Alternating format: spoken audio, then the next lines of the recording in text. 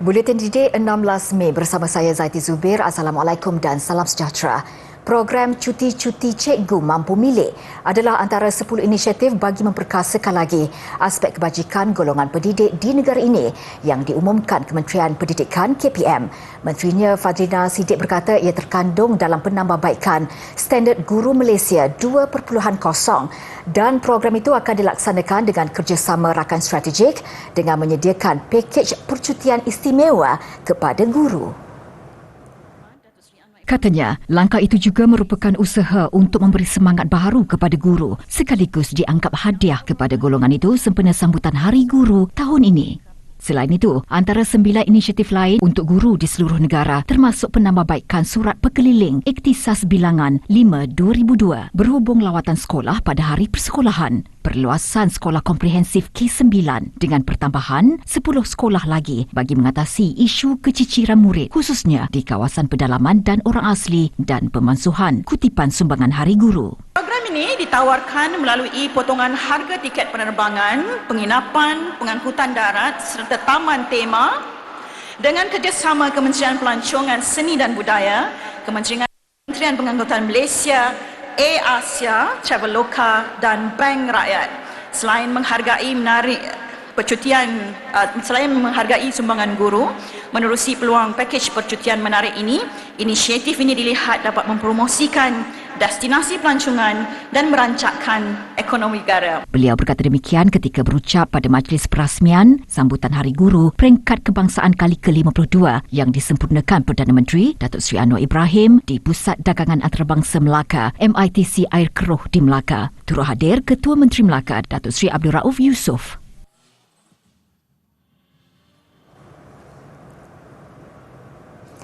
Kerajaan memberi jaminan untuk mengutamakan golongan guru sebagai kumpulan penjawat awam yang akan mendapat kenaikan allowance dan gaji sekiranya pendapatan dan hasil negara bertambah baik. Perdana Menteri Datuk Seri Anwar Ibrahim berkata memandangkan kerajaan sedar ketika ini selain guru, gaji dan allowance penjawat awam seperti polis dan tentera adalah tidak mencukupi. Kita pacu pertumbuhan tahun ini. Suku tahun pertama 5.6% pertumbuhan, paling tinggi berbanding China atau Indonesia atau Vietnam. Inflasi menurun, pelaburan bertambah. Bila hasil banyak, sebagian hutang boleh kita bayar, dan percayalah di antara keutamaan saya ialah menaikkan allowance guru-guru dan perkhidmatan awam. Dalam Belanjawan 2023, Kementerian Pendidikan menerima tambahan peruntukan kira-kira 2 bilion ringgit berbanding tahun sebelumnya dengan tumpuan diberikan kepada isu sekolah daif, kemudahan asas dan infrastruktur sekolah. Sementara itu, Datuk Seri Anwar Ibrahim mahu KPM segera menubuhkan pasukan khas mencari jalan bagi menyuntik kembali minat pelajar terhadap bidang sains dan teknologi. Langkah itu, kata Perdana Menteri, selepas beliau meneliti kajian yang mendapati minat terhadap bidang terbabit semakin merosot, khususnya dalam kalangan pelajar di luar bandar serta dari keluarga miskin bandar. KPP beri perhatian untuk mencari jalan menyuntik semula semangat anak-anak supaya dididik sebagai manusia tetapi juga memberikan pertimbangan tentang cabaran-cabaran disiplin baru dalam bidang teknologi dan sains. Tegasnya ada keperluan tinggi terhadap tenaga kerja dalam bidang sains dan teknologi seperti automotif dan teknologi hijau yang selalunya membabitkan nilai pelaburan yang besar. Selain itu, Perdana Menteri juga meminta semua guru melonjakkan semangat bagi mengangkat negara dengan kekuatan bahasa, sastra, budaya, nilai akhlak dan teknologi, seterusnya menjadikan Malaysia negara hebat di rantau Asia.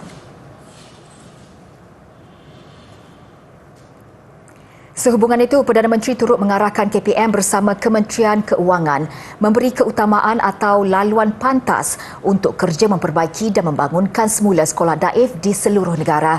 Katanya beliau tidak mahu sebarang karenah pentadbiran mengganggu pelaksanaan segera urusan membabitkan sekolah daif selaras keutamaan dalam Belanjawan Madani 2023 yang menyalurkan peruntukan terbesar untuk sektor pendidikan. Di antara penekanan dalam program kita ialah memastikan sekolah-sekolah diberikan kemudahan asas yang mencukupi. Maka ada program tambahan dari peruntukan biasa, penyelenggaraan biasa atau pembinaan sekolah-sekolah baru adalah memperbaiki dan membangun semula sekolah-sekolah daif di seluruh negara. Jelasnya situasi kritikal yang sekian lama membelenggu guru serta murid sekolah berkenaan seperti isu tandas rosak tidak seharusnya terjadi tak kala pertumbuhan ekonomi negara dalam keadaan membanggakan.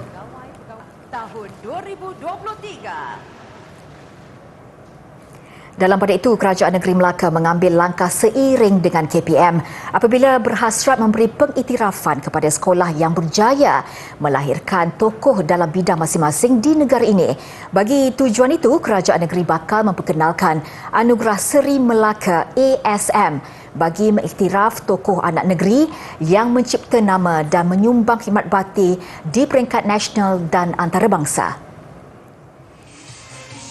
Ketua Menterinya Datuk Seri Abdul Rauf Yusof berkata, anugerah tersebut akan diberikan kepada anak kelahiran Melaka yang mendapat pendidikan awal di negeri itu. Seterusnya menjadi ikon dalam kategori masing-masing seperti sukan dan hiburan. Jadi mereka-mereka ini telah pun melalui proses pendidikan awal di sekolah. Bermula daripada sekolah di mana tempat mereka dilahirkan. Tetapi kategori itu saya akan memberikan syarat-syaratnya. Mungkin sekolah-sekolah yang bermula pengajiannya pada tahun 1990-an, yang sekarang mungkin mereka berada di dalam pesada perkhidmatan awam, profesional, ahli perniagaan, sukan, artis, banyak artis-artis nama-nama besar yang datang pada Melaka. Kita akan memberikan kategori Anugerah Seri Melaka mengikut kategori macam mana Kementerian Pendidikan buat tadi. Beliau berkata demikian selepas merasmikan Malam Anugerah Hari Guru 2023 di Pusat Dagangan Antarabangsa Melaka MITC Air Keruh malam tadi. Hadir sama Menteri Pendidikan Fadlina Siddiq.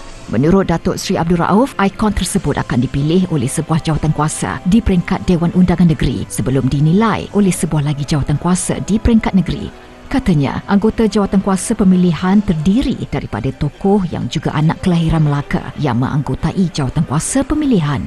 Jelasnya, nama ikon yang berjaya mendapat anugerah akan dipamerkan di semua sekolah di Melaka bagi memberi inspirasi kepada pelajar untuk mencontohi tokoh berkenaan. Dalam perkembangan berkaitan, beliau berkata, kerajaan negeri akan memberi ganjaran wang tunai sebanyak RM5,000 kepada sekolah yang berjaya melakukan penyelidikan tokoh kelahiran negeri itu yang mengharumkan nama negara.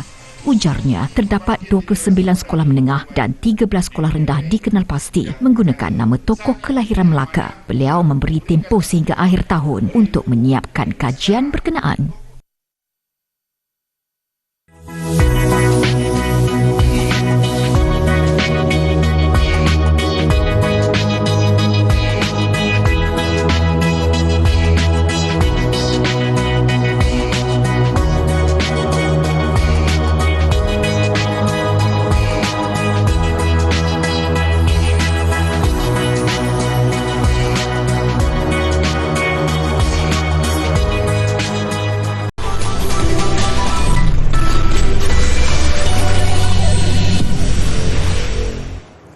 Berkat doa seorang ibu yang mahukan anak-anaknya menjadi guru, profesi mulia itu akhirnya menjadi pilihan.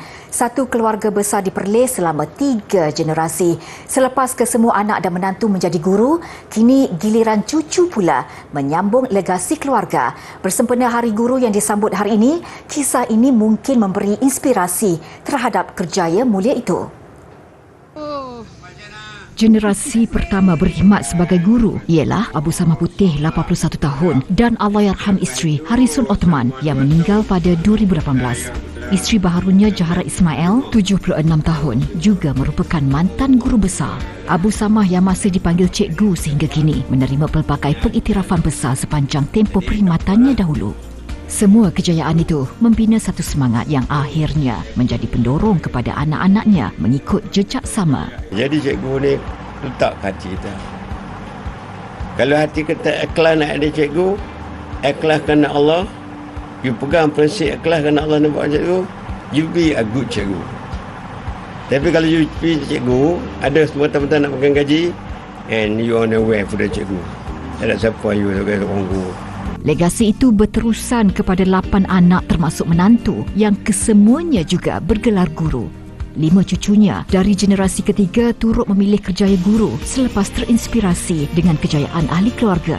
Ketika keluarga besar berkumpul, generasi kedua dan ketiga sering berbincang dan bertukar-tukar pendapat mengenai pendekatan dan cara pengajaran kini yang lebih menggunakan teknologi. Kami empat beradik ni masuk dalam bidang perguruan untuk merealisasikan kata-kata ibu, dan dengan berkat doa ibu juga yang saban hari mendoakan supaya kami semua jadi cikgu. Alhamdulillah jadilah cikgu.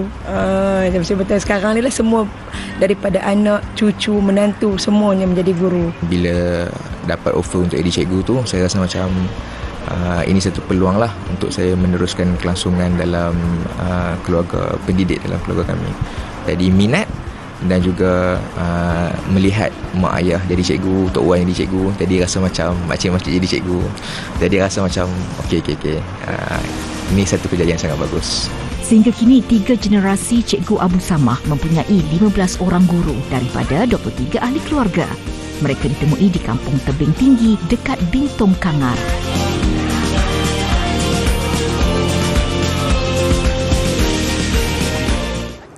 Bermula dengan hanya menulis blog untuk mengisi masa lapang, namun siapa sangka kini puluhan ribu individu mengikuti kisah beliau dan anak-anak murid melalui perkongsian di media sosial. Bukan setakat itu, malah beliau turut menggunakan platform tersebut bagi membantu pihak sekolah dan komuniti orang asli di kawasan itu. Mari kita selami kisah Cikgu Hanisah Mat Husin. Siapa sangka di sebalik akaun Bungo Lale ini berdiri teguhnya seorang wanita yang cekal mendidik anak bangsa. Walaupun terpaksa meninggalkan ibunya sendirian di kampung halaman, namun baginya apa guna kudrat yang ada jika berhenti separuh jalan. Pak kata pepatah, harapan tak putus sampai jerat tersentak rantus. Tapi saya rasa sebenarnya bukanlah pengorbanan yang besar, sebab kita tahu bila kita dah jadi guru ni, kita kena bersedia. Di mana sahaja kita ditempatkan, kita kena terima. Dan kita kena berusaha untuk menyelesaikan dirilah. Beliau tidak menyangka perkongsian kisah kehidupan anak orang asli di sekolahnya mampu menarik perhatian masyarakat. Menceritakan kisahnya, beliau ditempatkan di Sekolah Kebangsaan Lemoy, Cameron Highlands pada tahun 2010 dan menjadi guru wanita pertama yang berkhidmat di sekolah itu. Sekolah itu menjadi penempatan pertama beliau dan sehingga ke hari ini tiada sekelumit rasa pun ingin berpindah dari sekolah itu. Dengan jalan yang tidak diturap dan selut yang orang kata tinggi lah juga, lumpur kan. Jadi cabaran ni memang setiap kali untuk kita masuk tu kita memerlukan masa berjam-jam untuk sampai. Dan kita kena, contohnya selalunya cabarannya motor masuk, motor tak boleh keluar, motor termasuk dalam selut. Jadi kita menggunakan tenaga untuk kita bawa keluar motor tu kan, nak jalan balik sehingga sampai ke sekolah. Malah faktor lain seperti tanah runtuh, pokok tumbang dan haiwan liar seperti harimau turut menjadi kerisauan. Namun selepas 13 tahun menjadi tenaga pengajar di sana, baginya Allah bisa tegal biasa. Pastinya pelbagai kenangan yang beliau peroleh sepanjang mengajar dan membentuk anak bangsa di Lemoy. Satu hari petang tu hujan dan jalan pun selalunya pada Januari lumpur dia lebih tebal mungkin sebab musim hujan. Jadi masa tu turun bukit. Jadi saya tak perasan sebenarnya ada lumpur, ada apa gaung tu. Jadi saya terbabat, motor saya tergelincir tu. Jadi saya tercampak ke bahagian sebelah kiri jalan tu. Tapi sebab saya tak sangka gaung, sebabnya saya tersangkut di antara pokok semak lah macam tu. Beliau berharap agar guru-guru baharu sanggup menerima tawaran sama ada di bandar atau pedalaman kerana ia mempunyai cabaran tersendiri.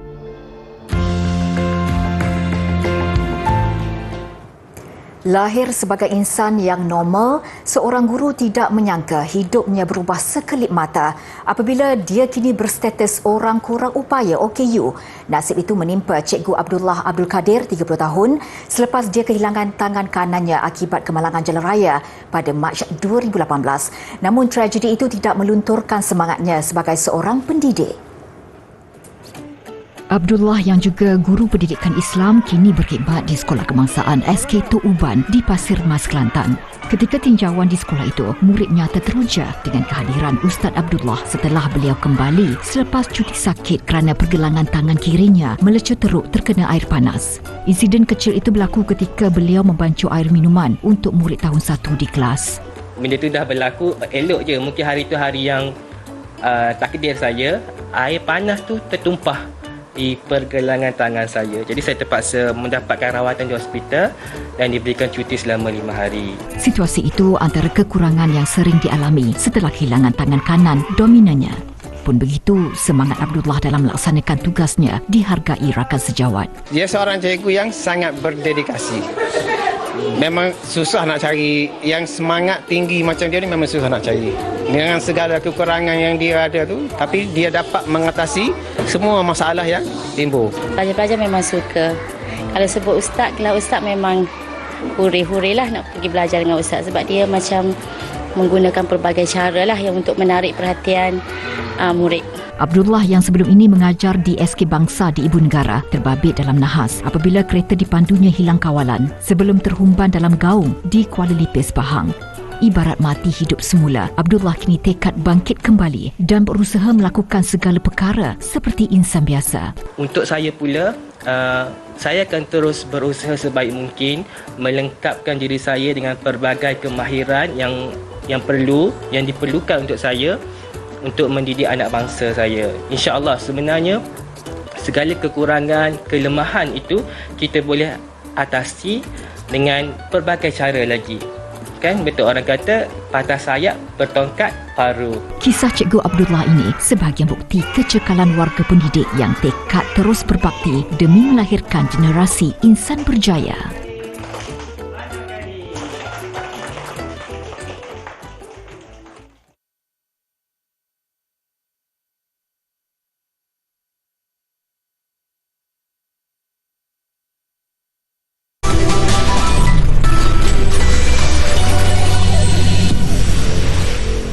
Bersua kembali, seorang chef wanita di Lagos, Nigeria mencipta rekod baharu dunia Guinness apabila berjaya memasak selama 100 jam tanpa henti.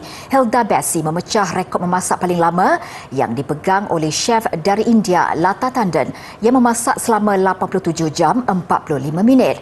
Acara memasak ini turut disaksikan ribuan penonton yang teruja dengan kegigihan Bessie yang mula memasak sejak Khamis lalu sehingga Isnin 7.45 malam waktu tempatan. Ia kemudian disahkan sebagai rekod baharu oleh pihak Guinness World Records. I have bigger dreams for my business and for my brand and generally just for my name. So just coming from a very, very, very modest background, I just knew that, okay, I need to do something that is basically out of the ordinary to put myself on the map, to put Nigeria on the map, to put young African women on the map, and also just, you know, it's almost like to set precedents for like the generation that is to come after me. Dengan mencipta rekod tersebut juga, dia ingin membuktikan kegigihan golongan muda di Nigeria dan sebahagian kempen buat wanita muda Afrika yang sering dipinggirkan dalam masyarakat.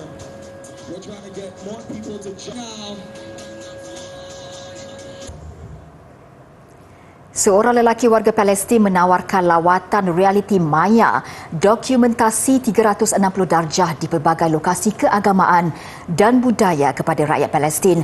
Projek kenangan dari Palestin itu memberi peluang kepada mereka yang terpaksa meninggalkan kampung halaman atau melarikan diri dari perang yang juga dikenali sebagai Hari Nakba. Hamza Sarraj sentiasa dilabelkan sebagai warga Palestin walaupun tidak pernah menjejakkan kakinya di sana sehingga 2016. Lawatan ke Palestin memberinya motivasi untuk memulakan projek kenangan dari Palestin kerana ingin berkongsi pengalaman dan kenangan di Palestin secara maya. وفي كتير اولاد صغار انولدوا ولهلا ما عمرهم شافوا البحر يعني. فهون طلعت لنا فكره جرعه بحر، نحن نروح في رام الله نعمل ارتفيشال بيتش، نجيب رمل ونفرشه ونحط كرسي ونخليهم يحطوا الفي ار ويصير كانهم قاعدين هناك، يطلعوا حواليهم يشوفوا البحر، ياخذوا جرعه صغيره يعني ولو احنا ما بنقدرش ناخذهم فيزيكلي لحد هناك. Saraj juga memastikan bahawa lawatan yang ditawarkannya sangat menarik supaya orang ramai dapat merasai kehadiran mereka secara fizikal di tempat yang mereka lihat melalui cermin mata realiti maya VR. Rakyat Palestin boleh merasa lebih dekat dengan menyaksikan matahari terbenam serta menjadi sebahagian daripada penggunaan teknologi itu.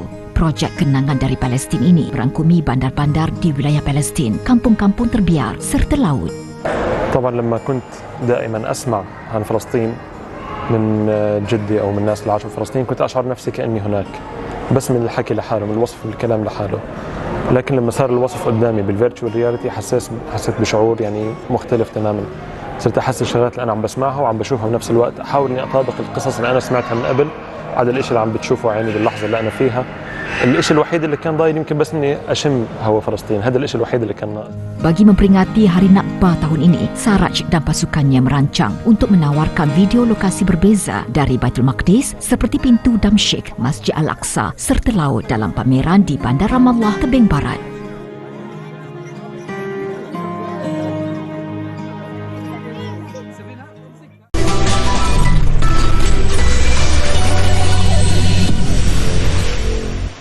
Sukan SEA Kemboja 2023, kelegaan kontijen negara di hari ke-11 Temasya dirasai apabila sukan tarian atau dance sport memenangi pingat emas ke-31 siang tadi. Sam Gilek mengatasi China Wood Chatanatrat di peringkat akhir acara Breaking B-Boy dengan keputusan 3-0 sekaligus mempertahankan gelaran juara yang dimilikinya pada edisi 2019. Debara menunggu siapakah yang mampu memberikan keceriaan kepada kontijen negara di hari ke-11 Sukan SEA terjawab apabila sukan tarian Dance Sport menghadiahkan emas pertama hari ini. Acara terakhir di Kompleks Sukan Stadium National Morodok Teko itu memberikan tuah kepada Sam Gilek atau nama panggilannya Lego Sam yang mengungguli saingan Breaking B-Boy lelaki. Beliau yang ditentang China Wood Chatanatrat Chino di pertarungan emas meraih catatan 3-0. Kejayaan itu membolehkan atlet berusia 28 tahun itu menamatkan penantian emas kontijen negara sejak pagi lagi selepas kecundang dengan beberapa atlet lain. Lego Sam merupakan pemenang terakhir semasa acara tersebut dipertandingkan di Sukan SEA 2019 di Filipina sekaligus mempertahankan kemenangannya.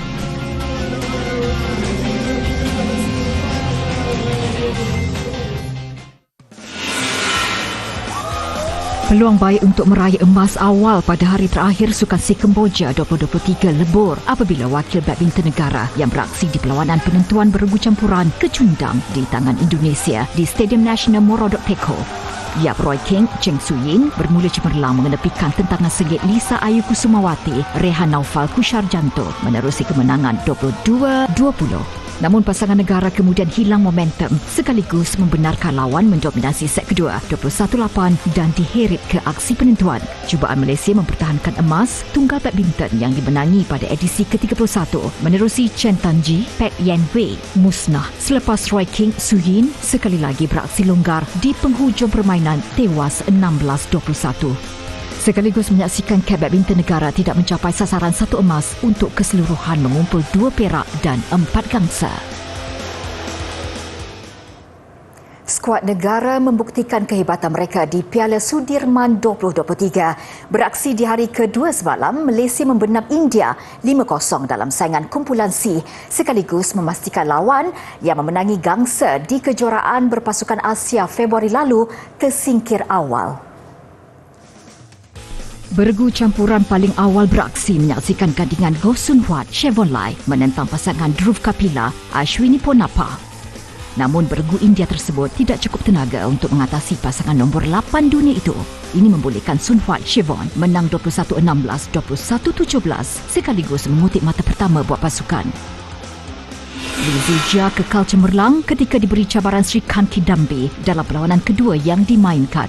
Zijia hanya memerlukan tempoh 36 minit untuk menundukkan Kidambi 21-16, 21-11 menjadikan Malaysia mendahului 2-0. Perseorangan wanita menjadi perlawanan penting dan penentuan ini menemukan Go Jinwei dan Pusar Lasindo. Jinwei kecundang 14-21 namun menampilkan perwatakan berbeza di set kedua dan berjaya menang 21-10. Set penentuan menyaksikan wakil negara kekal fokus menewaskan bekas juara dunia itu 22-20 untuk mata ketiga. Aaron Chia Suh Wee yang menjadi wakil keempat menerusi aksi beregu lelaki melawan juara Asia Satwi Sairaj Ragi Randy Chirag Shetty. Perlawanan berkesudahan 21-18, 21-19 memihak skuad negara dan melebarkan kejayaan 4-0. Beregu wanita yang menjadi penutup perlawanan menampilkan pelitan M. Tina mengatasi Teresa Jolie dan Gayatri Gopichan Pulela 21-15, 21-13 untuk mata kelima. Kemenangan mutlak 5-0 itu mengesahkan kemarahan Malaysia ke suku akhir biarpun dijadualkan bertarung dengan Taiwan esok dalam perlawanan terakhir kumpulan C. Aksi bintang motocross Jerman Luke Ackermann yang meraihkan hari jadi ibunya dengan cara berbeza mengakhiri buletin didik. Selamat Hari Guru kepada seluruh guru dan warga pendidik. Terima kasih atas segala ilmu dan bakti yang dicurahkan. Saya Zaiti Zubir, salam hormat dan kita jumpa lagi.